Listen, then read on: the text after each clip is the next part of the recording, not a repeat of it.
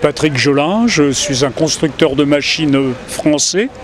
J'ai la chance de connaître depuis plusieurs années M. Baboucar Bob qui a suivi mes travaux. Et au jour d'aujourd'hui, c'est un plaisir et un honneur que de venir vous le proposer pour résoudre vos problèmes de déchets qui sont vraiment très importants. Voilà. Ah, oui. Donc ce que notre proposition elle tient aussi en un transfert de technologie qui va consister à faire quelque chose d'exemplaire pour donner aussi de l'espoir. Il y a des technologies aujourd'hui qui sont des vraies réponses à nos vrais problèmes. Alors, quels devraient être justement les contours de ce projet ? La technologie que l'on propose s'organise autour d'une dissociation moléculaire par voie thermique, autrement dit une pyrolyse.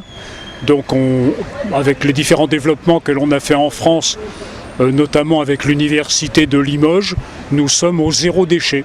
Donc derrière, il n'y a plus à faire de décharge, tout retrouve un emploi. Vous pensez qu'une telle initiative peut justement s'expérimenter et peut-être même être viable ici à Saint-Louis ? Tout à fait.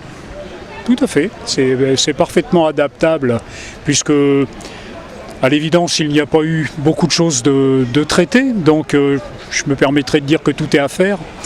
Tout est à faire et donc ça s'adresse principalement aux déchets organiques.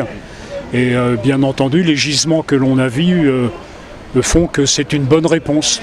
C'est une bonne réponse. Alors, on vient de boucler une petite tournée à Saint-Louis. Quelles premières analyses pouvez-vous en faire ?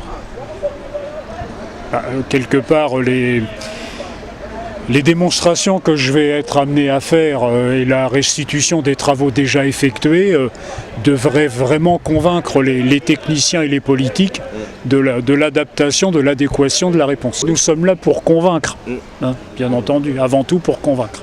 Un mot peut-être sur les sites déjà visités ? Écoutez, j'oserais dire qu'on n'a que l'embarras du choix. Hein. Ensuite, il y a des calculs à faire pour juger de la pertinence des sites et pour faire des économies notamment de logistique. Puisque parmi les économies à faire, il y a la pertinence des choix des sites. Donc quelque part, ça appartient aux politiques. Nous allons que pouvoir démontrer les coûts qui vont être des aides à la décision, bien entendu. Après, les décisions ne nous appartiennent pas.